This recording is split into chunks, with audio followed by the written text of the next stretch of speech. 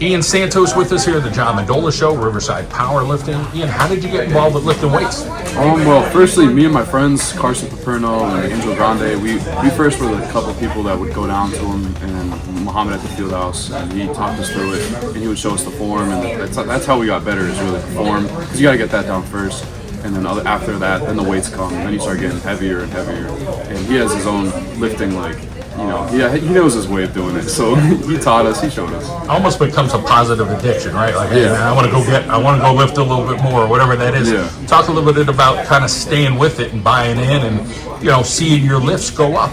Yeah, I mean, because it's such a competitive sport and stuff like that, it's good to remember, you have people that you're going up against, so you've got to get bigger, you got to get better, you got to eat, you got to cut, you got to do what you got to do to make your weight, and, Muhammad always has his best way of, raising our lifts and, doing different things I've never even seen before, and now I add it to my scheduled program all the time, so, he helped us out a lot, he got us all going good. There's a different type of strength. So you got a guy who's 125, you're like, man, that kid's strong for his weight. Then you got a kid like Tavian Branch, who's just strong, but he works his tail off. Richie, talk about some of the people on the team that, it's nice to see, boy, that kid really works his tail off. Honestly, the newer kids that recently joined, especially Aiden, Charlie, and those people that are younger people that are joining now, I can't believe the progress they've made. It's insane. Alex and his mindset is really good.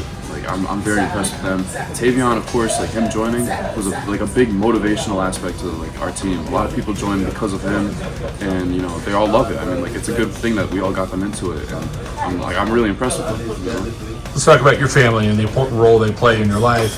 Pushing you, hey, you could do it, giving you some confidence. Feeding you, all those different things. Yeah, my dad's always there. My mom's always there. My dad, though, he's a big lifter, so that's who got me in it in the first place. I remember being 11 and being you got to get to the gym, you got to start going. So it was something I was already introduced to when I was younger, and he's always been a motivational factor in my life when it came to sports and lifting, because he wanted to see me get the healthiest. So big appreciation to him. The next step for you, different people do different paths. Some are college, some are military, some are workforce, some are trade schools.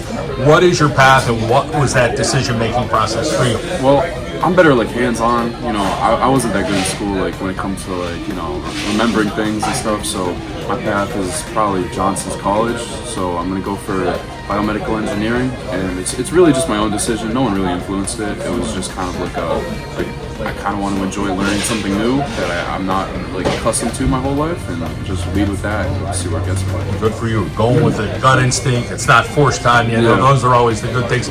Do you feel like lifting weights is going to be something you'll be with you for your whole life?